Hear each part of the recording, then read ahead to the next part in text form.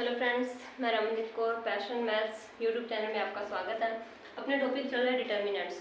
तो डिटर्मिनेंट्स पे अपने नेक्स्ट बात करते हैं। इसमें डिटर्मिनेंट में कुछ फैक्ट हैं जो अपने को पढ़ने हैं। डिटर्मिनेंट ऐसा टॉपिक है, इसमें कुछ ज़्यादा नहीं है। इसमें मेन है बस क्रैमर लॉ पढ़ने का है और कुछ मेन थोड़े बहुत फैक्ट हैं। तो अपने फैक्ट पे बात करते हैं। तो फर्स्ट है, यदि किसी सारणिक में कोई दो स्तंभों या दो पंक्तियों के सभी अवयव समान हों तो सारणी का मान शून्य होता है। मतलब कोई भी या तो दो स्तंभ हो या दो पंक्तियां हो तो उनके सभी अवयव समान हो तो उस सारणी का डिटर्मिनेंट की वैल्यू क्या होती है? 0 होती है। फॉर एग्जांपल जैसे ये दिया है, इसमें फर्स्ट रो है जो ये जो R1 है, इसमें जो इसके अवयव है क्या है? 2 है, 3 है और -5 है। इसी प्रकार R3 है, थर्ड रो है, उसमें भी इसके अवयव क्या है? 2 है, 3 है और -5 है। फर्स्ट रो और थर्ड रो इसके एलिमेंट क्या है? सेम है, समान है। दो पंक्तियां समान होने की वजह से इसकी वैल्यू क्या है? 0 के बराबर है। यही अपने को बोल रहा है कि या तो कोई भी पंक्तियां समान हो या दो या दो से ज़्यादा स्तंभ समान हो तो उसकी वैल्यू, डिटर्मिनेंट की वैल्यू क्या आएगी? 0 आएगी। इसमें अपने देख सकते हैं कि R1 और R3 की वैल्यू सेम है तो इस डिटर्मिनेंट की वैल्यू क्या आएगी? 0 आएगी। नेक्स्ट, किसी सारणी की पंक्ति को स्तंभ में एवं स्तंभ को पंक्ति में चेंज करने पर डिटर्मिनेंट की वैल्यू नहीं चेंज होती, मतलब डिटर्मिनेंट का मान चेंज नहीं होता। क्या बोल रहा है कि अगर किसी रो को कॉलम में और कॉलम को रो में चेंज कर दें तो उस डिटर्मिनेंट की वैल्यू चेंज नहीं होगी, वही सेम रहेगी। फॉर एग्जांपल अपने को फर्स्ट रो दी है AB और सेकंड है CD। अगर इसको फर्स्ट रो को फर्स्ट कॉलम बना दें और जो सेकंड कॉलम है उसको जो सेकंड रो है उसको सेकंड कॉलम बना दें तो अपने इसकी वैल्यू क्या आएगी? सेम आएगी, वैल्यू चेंज नहीं होगी। इससे अपने B को इधर ले आए और C को इधर ले गए तो इसकी वैल्यू क्या आएगी? सेम रहेगी, चेंज नहीं होगी। मतलब किसी पंक्ति को स्तंभ में और उसी स्तंभ को पंक्ति में चेंज करते हैं तो उस डिटर्मिनेंट की वैल्यू चेंज नहीं होती, वही रहती है। नेक्स्ट बात करते हैं, किसी सारणिक में किसी पंक्ति या स्तंभ को जोड़ने या घटाने, मतलब किसी कोई डिटर्मिनेंट है, उसकी पंक्ति है, पंक्ति में कोई अवयव जोड़ दिया है ना, पंक्ति के प्रत्येक अवयव में कोई अवयव जोड़ दिया, सेम अवयव जोड़ दिया, या फिर स्तंभ में कोई सेम अवयव जोड़ दिया या फिर घटा दिया, तथा किसी पंक्ति या स्तंभ को किसी अचर से गुणा करके, मतलब कोफिशिएंट से गुणा करके जोड़ने या घटाने पर सारणी का मान नहीं बदलता, उसकी वैल्यू नहीं चेंज होती। मतलब कोई मान लो कोई रो है, ठीक है, रो में कोई एलिमेंट अपनों ऐड कर दिया या फिर उसमें से घटा दिया, रो का प्रत्येक एलिमेंट है ना, और जो भी लेंगे, अगर रो लेंगे या फिर कोई कॉलम लेंगे तो उसके प्रत्येक एलिमेंट में कुछ जोड़ दिया या घटा दिया तो उस डिटर्मिनेंट की वैल्यू चेंज नहीं होती। तो ये अपने 3 फैक्ट हैं। इसका एग्जाम्पल अपने देखते हैं अभी। फर्स्ट है, देख लिया अपने, मतलब कोई भी पंक्ति या स्तंभ की वैल्यू सेम हो तो उस डिटर्मिनेंट की वैल्यू 0 हो जाती है। और किसी पंक्ति में स्तंभ या स्तंभ को पंक्ति में, पंक्ति को स्तंभ में चेंज करेंगे तो उस डिटर्मिनेंट की वैल्यू चेंज नहीं होती, सेम रहती है। और सारणिक में किसी पंक्ति या स्तंभ को जोड़ने या घटाने पर या फिर किसी अचर से, कोफिशिएंट से गुणा करके उसे जोड़ने या घटाने पर डिटर्मिनेंट की वैल्यू चेंज नहीं होती। इसका एग्जाम्पल देखते हैं अपने।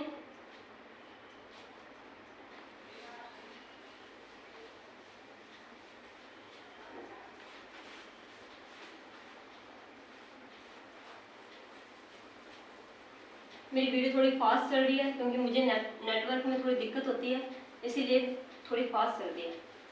मैं थोड़ा फास्ट करने की कोशिश करती हूँ।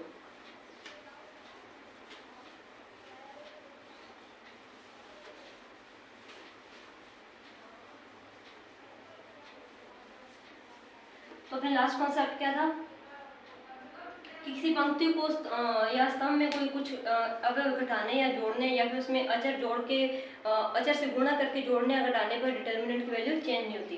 तो इसका एग्जांपल देखते हैं अपने, कोई भी एग्जांपल ले लो।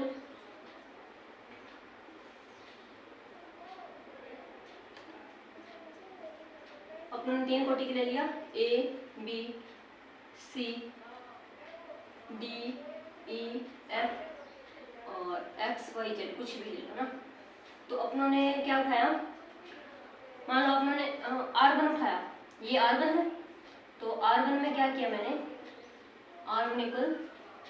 R1 में मैंने ऐड कर दिया R1 + 2 R3 ये ऐड कर दिया। तो अब इसकी वैल्यू क्या आएगी अपने पास,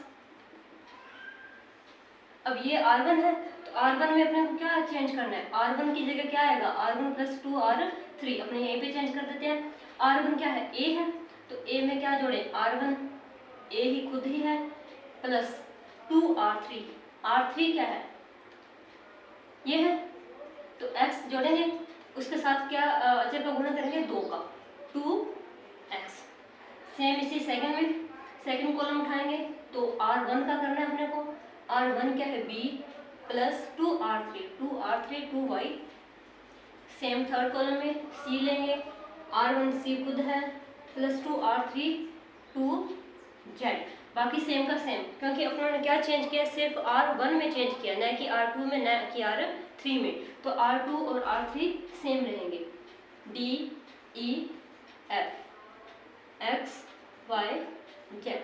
तो इसका मतलब क्या हुआ कि अगर किसी भी पंक्ति या स्तंभ में कुछ भी जोड़ दें घटा दें या फिर किसी अचर से गुणा करके जोड़ दें घटा दें तो उसके डिटर्मिनेंट की वैल्यू चेंज नहीं होती, नो चेंज, मतलब इस डिटर्मिनेंट की वैल्यू नो चेंज। नेक्स्ट अपने बात करते हैं, नेक्स्ट कंसेप्ट पे बात करते हैं। अगर मान लो किसी डिटर्मिनेंट में किसी पंक्ति या स्तंभ के प्रत्येक अवयव में, या तो जो भी पंक्ति ली है या फिर कोई भी स्तंभ लिया है उसके प्रत्येक अवयव में कोई जो प्रत्येक अवयव दो पदों का योग हो तो उसे उसी समान कोटि में कोटि की दो अलग अलग सारणिकों के योगफल के रूप में लिख सकते हैं। देखो कैसे बोल रही, क्या बोल रही मैं वो सब कुछ इसमें लिख रही हूँ। किसी सारणी में किसी सारणी के पंक्ति या स्तंभ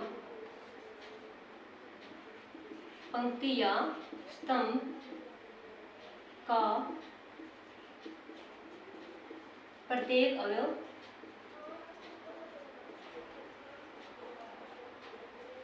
दो पदों का योग हो। फ्रेंड्स यहाँ पे शायद थोड़ी लाइट पड़ रही हो लेकिन थोड़ा एडजस्ट कर लेना, मैं जैसे जैसे बोल रही हूँ वही मैं लिख रही हूँ। प्रत्येक अवयव दो पदों का योग हो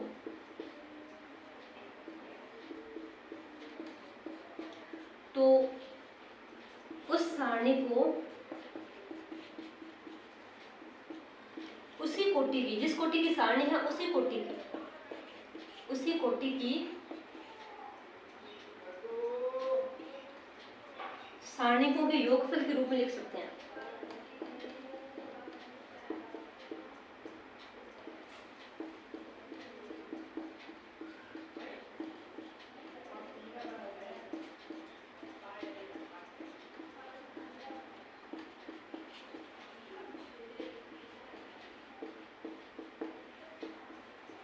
एग्जाम्पल से समझ आ जाएगा, कोई भी एग्जाम्पल लेते हैं। जैसे फॉर एग्जाम्पल ये डिटर्मिनेंट लिया मैंने A B C D E F G H I, कोई भी डिटर्मिनेंट ले लिया। अब अपने को ये फैक्ट क्या बोल रहा है कि किसी सारणी की पंक्ति या स्तंभ का प्रत्येक अवयव दो पदों का योग हो। अब मैंने ये फर्स्ट रो ली ना, तो इस रो में मैंने कोई दो पद ले लिए। इसमें ले लिया alpha plus beta plus gamma.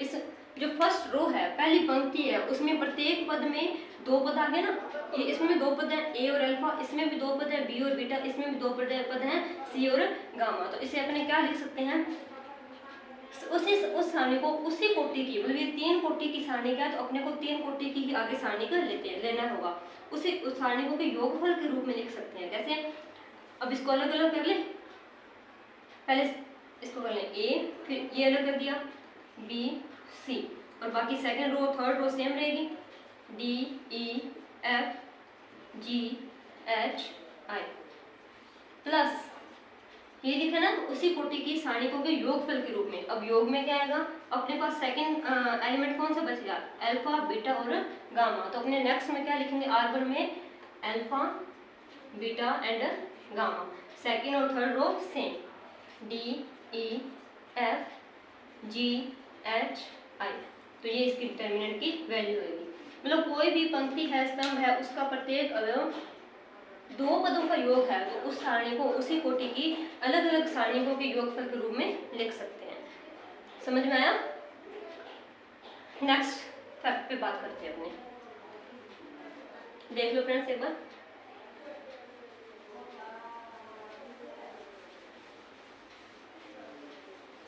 मैं फिर से बोल रही हूँ फ्रेंड्स, मेरे पास एक बार नेट की सुविधा नहीं है इतनी, तो इसलिए मैं थोड़ा फास्ट चल रही हूँ।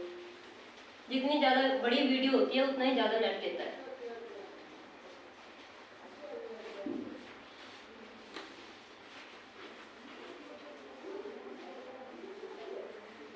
नेक्स्ट अपने बात करें तो एक फैक्ट क्या होता है कि यदि किसी सारणी को, कोई भी सारणी ले ली जाए, यदि किसी सारणी को डेल में प्रत्येक अवयव को उसके सहखंड से प्रतिस्थापित कर दें, तो उस जो नई डिटर्मिनेंट बनेगी डी, उसकी वैल्यू क्या होगी? डेल की पावर n-1। ये अपना नेक्स्ट फैक्ट है। इसे अपने लिखते हैं इनवर्स, फिर अपने को समझ में आ जाएगा। क्या बोल रहा है कि किसी सारणिक में